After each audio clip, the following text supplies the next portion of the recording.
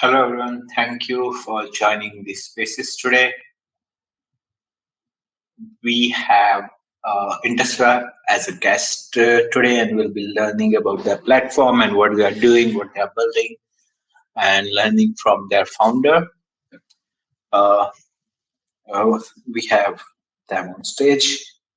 While we wait for our speaker to join our stage, I would like to introduce everyone to MetaPath. So MetaPath is a Web3 aggregator. We aggregate NFTs, uh, tokens, by tokens having cryptocurrency, GameFi asset, metaverse asset from around the Web3 ecosystem, and we bring them to one place where you can swap between different cryptocurrencies, where you can buy different NFTs from different blockchains with any cryptocurrency that you want. And by that, what I mean is that if you want to buy a Bored Ape Yacht Club currency, you can buy that with Solana or Polygon or any other currency that you have. So we have an NFT platform, we have a swap, and we have a whole AI side to it as well. So if you want to find an NFT collection that suits your personality or anything else, you can use our AI on the website at paths.finance, paths.finance, to find the NFT collection of your likes. You can also go to ChatGPT plugins, search MetaPath over there, and use our ChatGPT plugin if you are a ChatGPT Pro user to do research around NFTs and Web3 in general. So if you want to find an NFT collection that is highest volume but the lowest floor price in the last 6 months, you can do that with just a simple sentence instead of analyzing through a lot of data. Uh, we will just wait for our guests to join and then we can start. Thank you for joining the spaces.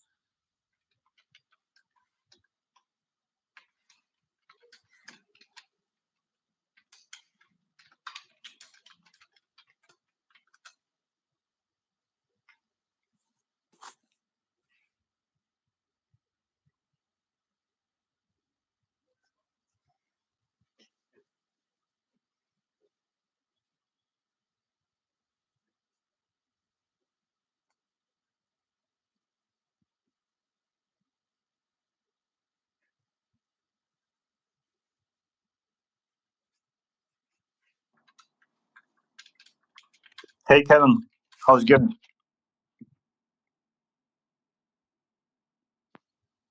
Hey Konstantin, how are you? I'm good, thank you. Thank you for hosting. And I appreciate your time. Let's move to introduction. Well, I'm co-founder. Awesome. I'm co-founder and CEO of Interswap. We build an omni-chain liquidity layer or automated market maker with permissionless nature. This basically means that everyone can open UI and create liquidity pools. But let's go to our spicy part and basically the questions. So I could basically tell everyone what we are actually doing. Yeah, awesome. Thank you so much for joining the spaces. Before we move to the questions part, can you tell us more about your background? How did you get into the Web3 and blockchain technology? What was your background before that? Can you share a bit more about that?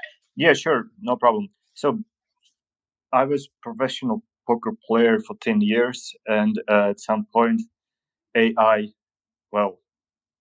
is hot today. That I basically felt on my skin how to be replaced by machines. Everyone is afraid to lose their jobs because of AI, and it actually what happened to me back in the day. So basically, I was professional poker player, and at some point, machines become way more powerful than human brain. So I decided to take vacation and think what I'm gonna do next. And one of my friends actually paid his debt in BTC. I had no idea what it is. Well, I accepted it, and after start researching what the hell is Orange Coin, well, I fell in love with the idea of peer-to-peer cash, where you don't trust anyone, intermediaries, and etc. So I decided to go for it, and basically I never left. So basically, I'm in this space for almost 7 years, and I can say for sure I was born to DeFi. Okay, I see the message from you, Kevin, that my voice is breaking. Actually, this internet connection is best for me personally. I can try another one. What do you think? Yeah, no worries. I think we can still hear you fine, but it is breaking in between. But yeah, no worries. Let's get into the questions. What was the inspiration behind the creation of Interswap, and how does it address the limitation of existing cross-chain protocols? Yeah, for sure. So a couple of years ago, well, I'm active user of DeFi. So basically, a couple of years ago, I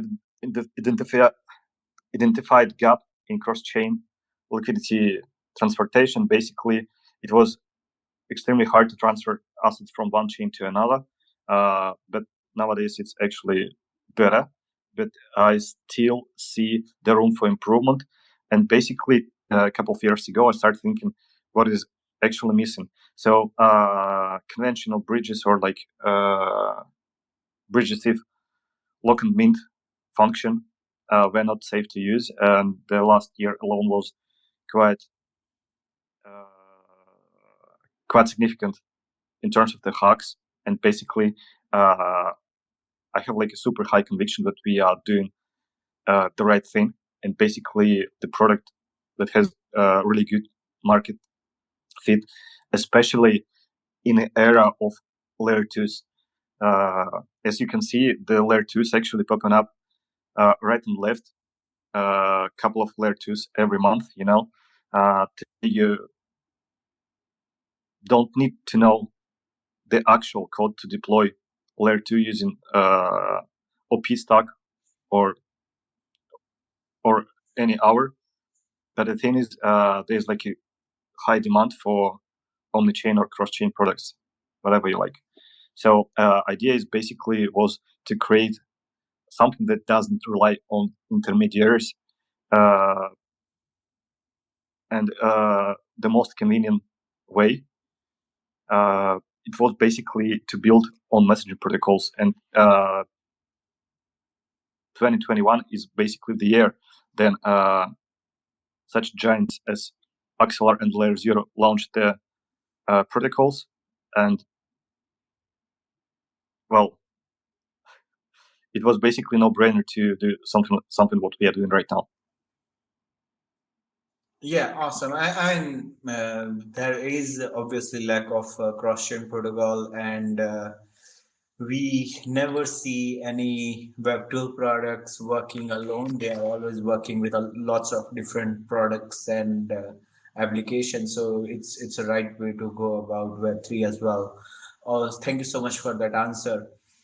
So, can you elaborate the technical mechanisms that enable interswap seamless cross-chain swap? I know it is a huge technical discussion, and there can be a long technical answer. But I would love to, if you can, help us understand in a like if you can tell a 5-year-old like, hey, this is how our protocol works, please share it in that way. Yeah, for sure. Basically, it's not that complex as it seems. Our model is quite similar to Uniswap or Balancer, but in our case, of course, it's for cross-chain transactions. let's say you're swapping ETH to BNB. Instead of going through bridges in the middle or going through, I don't know, like bridge aggregators, doesn't matter, something in the middle, you rather directly swapping ETH to BNB. How it's possible? It's actually easy. You lock an ETH into log contract of cross-chain liquidity pool. Axelar passes the message to destination chain, and as soon as the message arrives to destination chain, you're getting assets unlocked to your wallet. So it's like a super, super simple. With Uniswap, it's a liquidity pool with two assets, the single contract. But in our case, we need two contracts because the assets are stored on different chains. That's it. But the main advantage, they have unified liquidity pool. So I just described to you an example when you swap in ETH to BNB. In our case, you can actually swap ETH to several assets on several chains in one transaction. So basically, you can swap ETH to BNB, AVAX, Matic, and let's say ETH on base in single transaction, which is cool, I think. So basically, let's say you're DeFi degenerate and you want to do something on several chains at the same time. You're doing one transaction and you go and do your stuff. That's it. Yeah, that's really cool mechanism, and it's basically liquidity pools on different blockchains. The way the way that you are describing it, and Exactly. Basically, single liquidity. Can you mute yourself, please? Wait a sec. Yeah, thank you. So basically, single liquidity pool can be connected at to several chains at the same time. So when you, let's say, swapping ETH to BNB, there's actually in our assets in the same liquidity pool. They could be AVAX, Matic, FTM, and whatever. So in this case, the capital efficiency is quite higher because when it comes to pairwise liquidity pools, imagine you need to create liquidity between ETH BNB, ETH AVAX, ETH Matic, and so on, instead of like holding these assets in a single liquidity pool. Well, obviously, unified liquidity is way more better approach.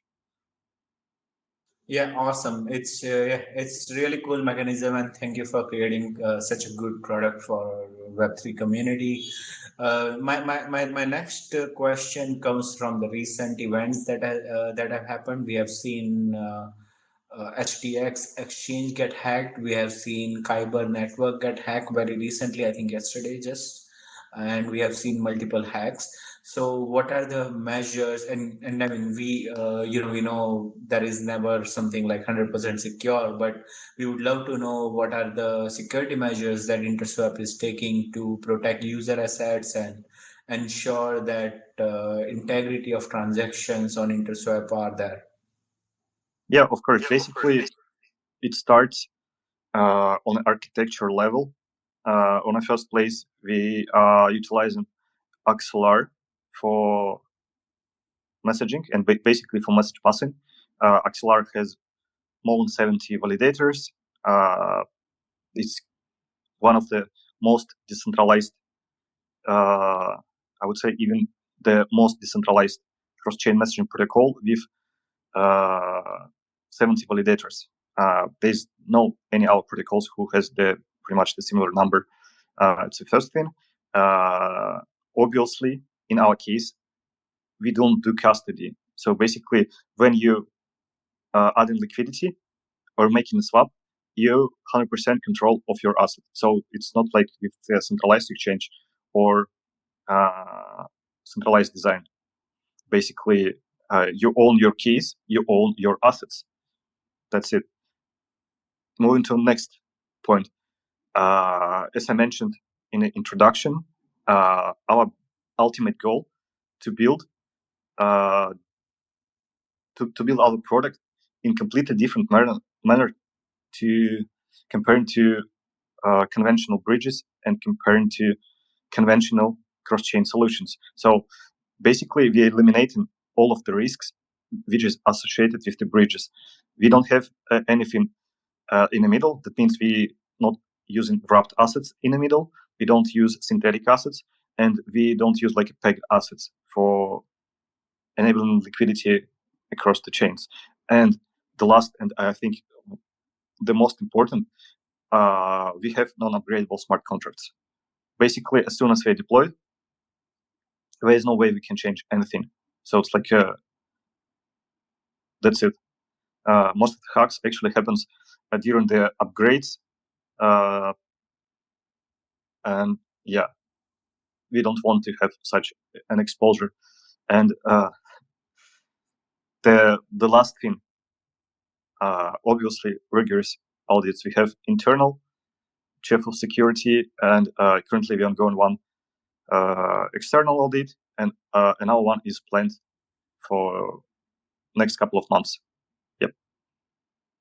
Yeah, I mean, as you know, there is a saying that good product that doesn't update is better than the one that breaks. That always breaks. So, yeah, it's awesome to hear that.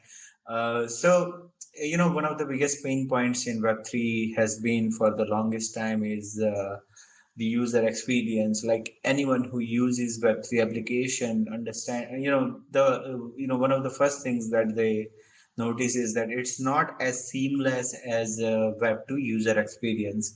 So how are you planning to make your application Interswap a user friendly experience, especially for those who are new to all this cross chain transaction and things? Well, it's actually pretty easy. I mean, for us, it's pretty easy. I would say Uniswap helped to onboard like many users to DeFi itself, and I think Uniswap interface one of the best. And if you look at every cross-chain protocol, 1inch, Call Swap, DEX aggregators, like dozens of them, they have exactly the same user interface.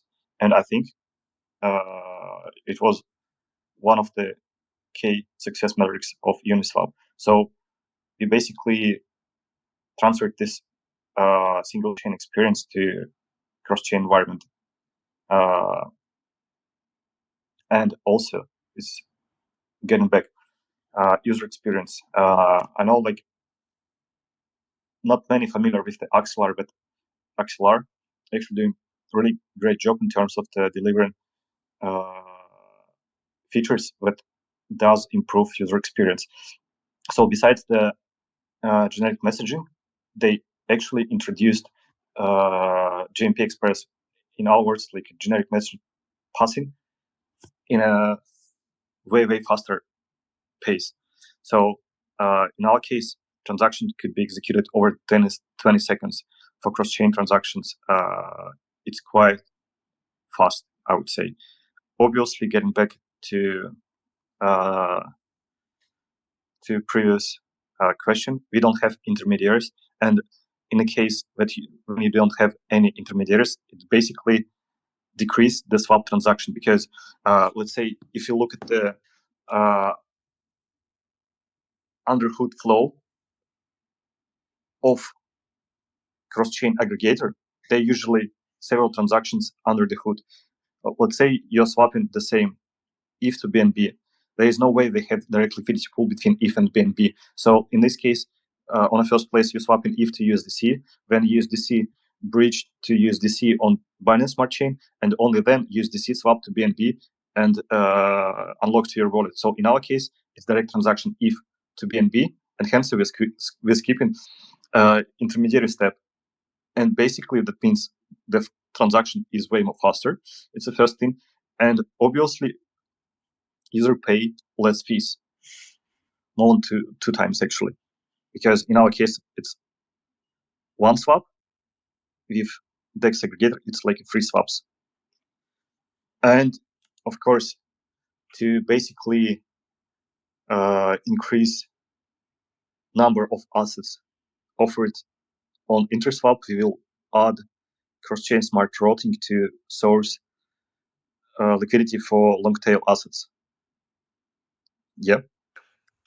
Awesome. Thank you so much for that answer. And I would like to know about what are your plans from here. So, what are future development plans for Interswap? Mhm. How do you envision your role in this evolving field of DeFi?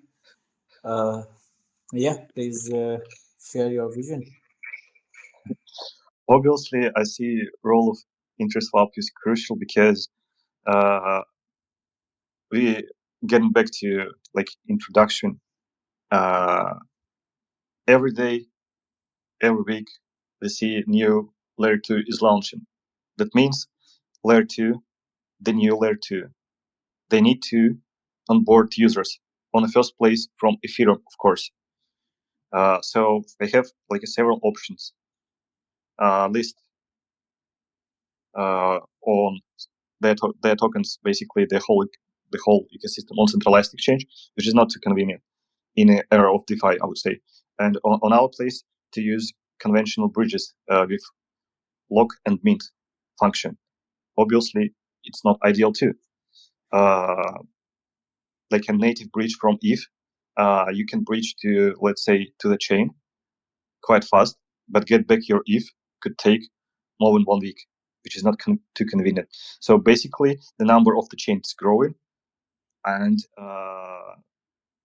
there is demand for cross-chain solutions without any doubts. And we also have one competitive advantage, which is direct access to all Cosmos chains, thanks to, of course, Axelar. But Yeah, I mean, in terms of further development plans, obviously expansion to Cosmos and to L2s. I think it's quite solid plan. You can go wrong with that.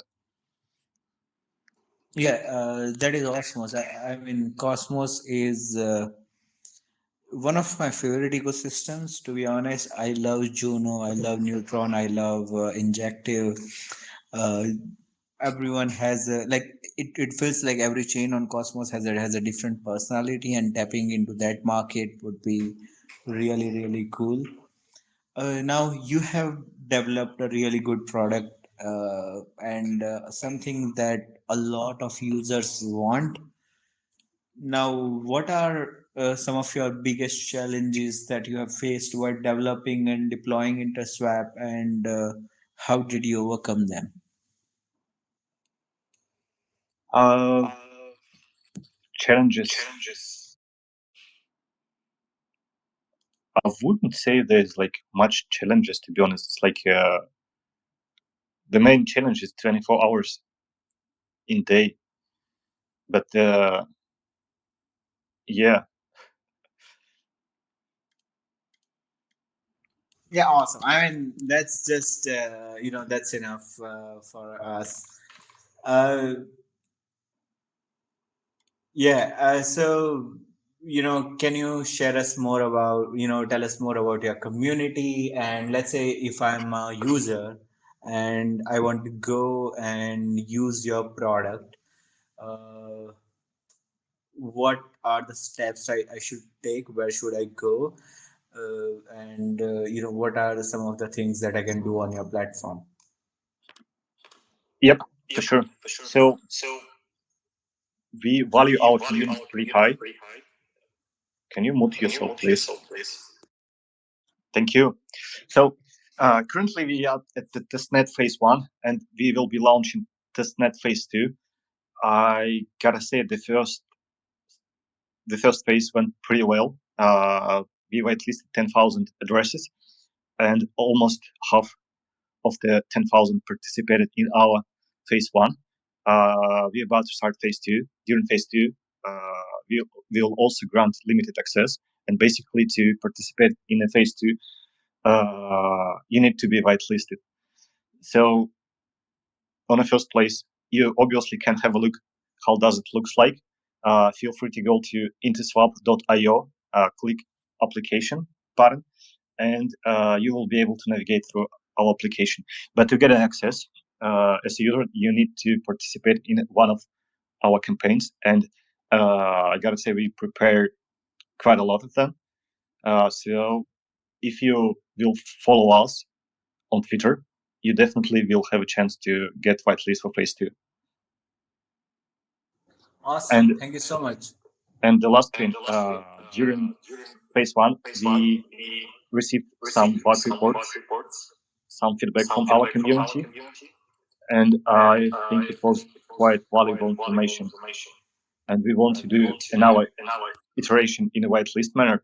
And after phase 2, the closed testnet, we're gonna move to open testnet. So yeah, that's pretty much it. And I'm giving you a word. Go ahead. Yeah, awesome. So, are there any communities that we can join right now? Do you, are you guys on? I mean, obviously, there are our community members will follow you on Twitter, but is there a Telegram? Is there a Discord? Where can we find? Yeah, for sure. For We have a Telegram group, Telegram channel, but I think it's more beneficial to join Discord. The Discord server of Interswap is way more active compared to our Telegram channel. So feel free to click Discord link in our Twitter profile and join our wonderful server. I'll be there to answer all of your questions, or someone from our team. Sure. Awesome. Thank you so much for being here. I think I have my last question for the day now. Uh, so, I understand that not all the cross chain swap are built with a similar technology as yours. It does seem like what you are building is much robust and built for a long term period, but then there are lots of cross chain exchanges, there are atomic swaps and a lot of things out there, and even there are like so many centralized exchanges. uh, what is your competitive advantage, and what is setting Interswap apart from all these competitors? Yeah, for sure. So I would say like the most wonderful thing about the Interswap, we have permissionless nature. So compared to all existing cross-chain solutions or only chain solutions, as a user, you don't have an opportunity to open UI and create your own liquidity pool. Basically, I see this as a quite high limitation. Imagine you building on Neural Lab launching next week, or like which was launched 1 month ago. There's quite low chances that you have any reliable solution to onboard users from Ethereum. But in our case, let's say you guys building your MetaPath on Base, and to onboard users, and basically everyone who wants to get your utility token, you need to offer either centralized exchange or create some sort of the bridge connection. In our case, you can open UI and create liquidity pool between your MetaPath token and ETH on Ethereum. And moreover, you can add BNB, AVAX, Matic to same liquidity pool and basically onboard users from several chains at the same time without any restrictions. Awesome, Constantine. Thank you so much for joining the spaces today, and all the best for your open testnet. It's really good to see that someone is working so hard to build a good product for Web3 community. So yeah, thank you so much for joining the spaces today and answering all of our questions. We would love to see more from you, more from your product, and please keep in touch. We would love to promote your product when it's in open testnet and when it's in mainnet to our community. Yeah, thank you so much for joining. Thank you, Kevin, for hosting. It was great to talk with you. Thank you for your time. Awesome, everyone. Thank you so much for listening. If you're listening here or later on YouTube, We do these spaces every week, so we'll see you next week. Goodbye.